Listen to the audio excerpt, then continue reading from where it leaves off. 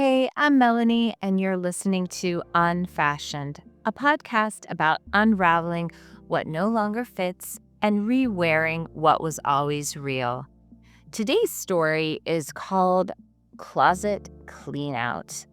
But this isn't the kind of clean out where everything is folded neatly and all color coded and organized. This is kind of the messier clean out, the kind where you are knee deep in a pile of clothes, or maybe it's a pile of memories or old versions of yourself.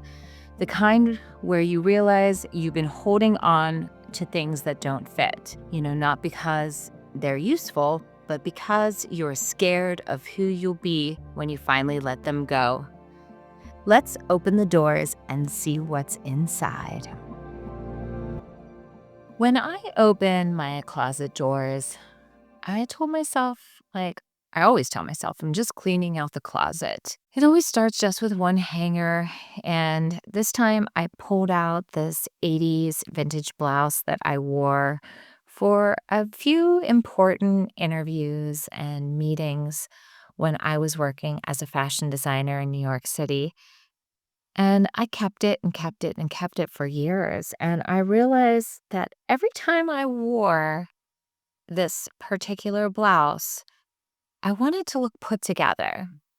I wanted to look capable. Even if I was falling apart on the inside, exhausted on the inside, even if I was overworked and underpaid, I wanted to look capable. When I pulled it off the hanger, I thought, okay, this is going to be easy. I'll just add this into my retro candy inventory because the print is so cool and someone else will definitely enjoy this really cool blouse. I thought that would be easy. But the second I held it in my hands, my throat kind of got tight and I slightly got emotional because I realized I was holding a version of me that worked so damn hard to have that career and to look so polished and professional and so put together every day and just so fine. And right there, standing in front of my very own closet 20 some years later, I started to get a little emotional, and not because of the style or the fabric or, being young, but because of the weight of my life when I wore this blouse. That's the point when I realized this really wasn't about the garment at all. It was about the memories, experiences, and the reasons why I wore it every interview and sales conference and every moment I thought I had to look capable. It wasn't really the blouse or the fabric in my hands. It was all the versions of me who needed that disguise, all woven into the seams.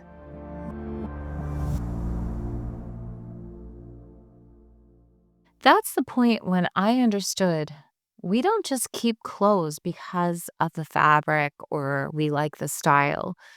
We actually keep them because of the lives that we lived in them. We hang on to garments the same way we hang on to people, to jobs, and identities, because at some point they kept us warm and they made us feel safe.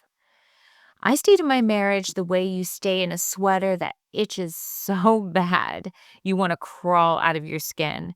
I wore it long after it suited me, and I really cared about how it looked from the outside more than how it felt on me from the inside. I've done that with friendships too, smiling through conversations that left me small, like the jeans that don't fit, but you convince yourself that maybe, just maybe one day they're going to fit again. And I've done that with work, with jobs that looked polished on my resume but drained me and stripped me from all my creativity, titles that sparkled like on the label but suffocated me from the inside. We hold on because at one time, these things gave us something we needed, a sense of belonging, validation, an illusion of control. And sometimes we're afraid that if we let go of what we used to wear or who we used to be, that there won't be anything for us to step into. We're often more afraid of the emptiness that comes after letting go than the discomfort of holding on.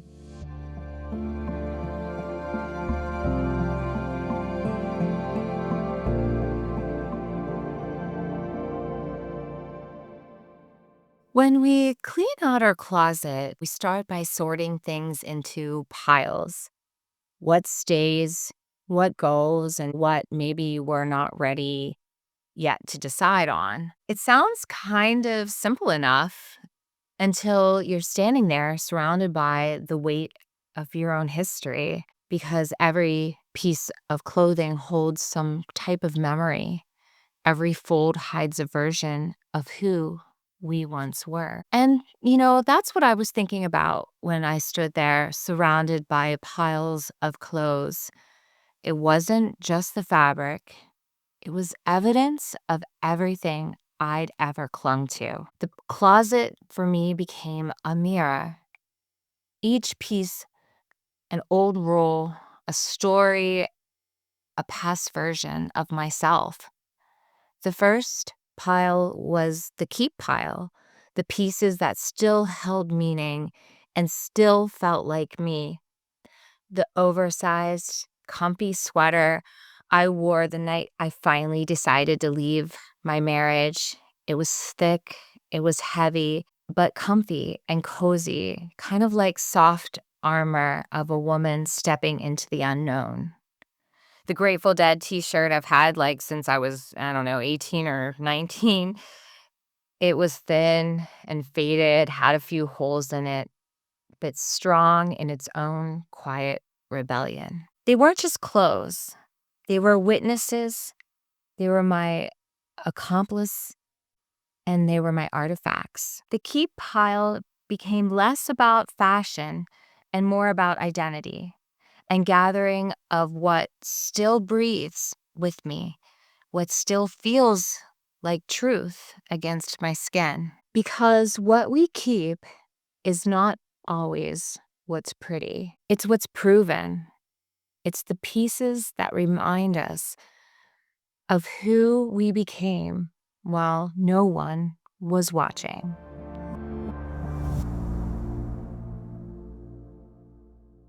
And then comes the harder part, the let go pile.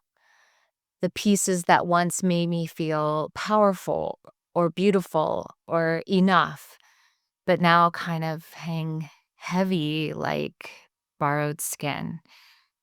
It's strange how fabric can hold emotion. I'd pick something up and feel the tightness in my throat, the ghost of who I was stitched into every seam. The blouse that said, "I'm fine." The heels that said, "Be impressive."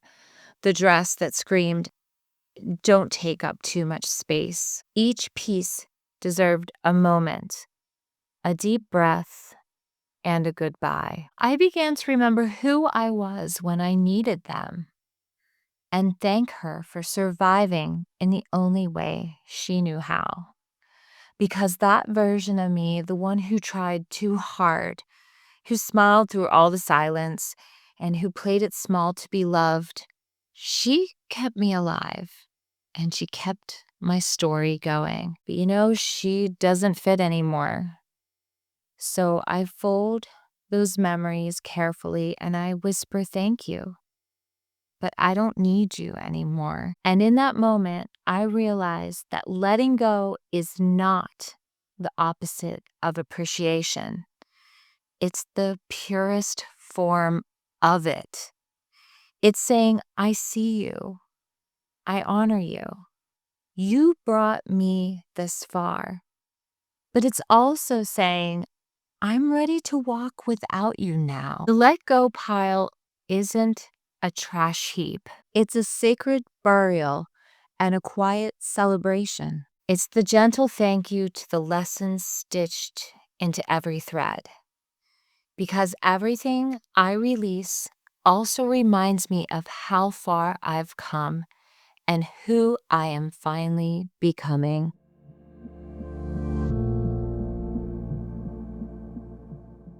Letting go isn't just about putting something in a donation bag. It's about what happens in that moment you decide this piece no longer belongs to you. For me, that moment became kind of a ritual. Sometimes it was small, and sometimes it was a little dramatic, but it was always necessary. I'd hold the piece in my hands and the story of them in my mind. And I'd remember the version of me who wore it, who needed it, and who clung to it. And I'd say, thank you. And then I'd release it. I'd gently fold it and place it in a bag for someone else to find. The more I think about it, maybe this is why I've always loved vintage clothing and accessories. Because vintage is a release. It's proof that beautiful things can live many lives. Each piece carries an imprint of someone before us, like their perfume, their heartbreak, their laughter, and even their evolution. And I think I fell in love with that idea that something can be worn, it can be let go, and then rediscovered and loved all over again. That's what this whole process feels like. Like I'm passing parts of my old life to the next version of me, not erasing where I came from, but honoring it. Because here's the truth, release isn't rejection. It's love. It's gratitude, followed by goodbye. And when we practice this ritual of release, it's not really about the clothes at all. It's about the memory. It's about the connection. It's about clearing space for whatever is coming next. Now, before you move on with your day, let's pause for a moment and take a breath. Think about something in your life that's been hanging there a little too long. Something in your closet that maybe you've outgrown, but still can't quite bring yourself to release. Maybe it's not clothing. Maybe it's a habit or a role or a way of being that once kept you safe. Hold it in your mind and in your hands if it's something real. See it. Remember what it gave you. Now say, thank you. Thank you for who it allowed you to be and who it helped you become. And when you're ready, even just in your imagination, set it down. Let it rest and let it go. Because letting go doesn't mean forgetting.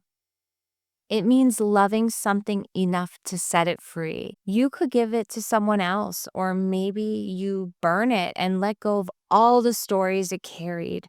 Or maybe you simply whisper to yourself, I'm ready to make space for what is next. That's the beauty of it all. It's not an ending. It's only the beginning of returning to yourself.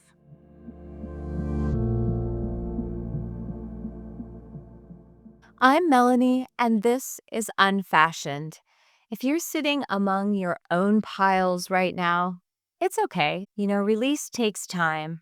It's not all about tossing things away. It's about learning what still holds truth. So be gentle and keep what feels good. Let the rest return to the world, one small piece at a time. Until next time, keep softening, keep unraveling, and trust that what's meant for you will never need to be forced to fit.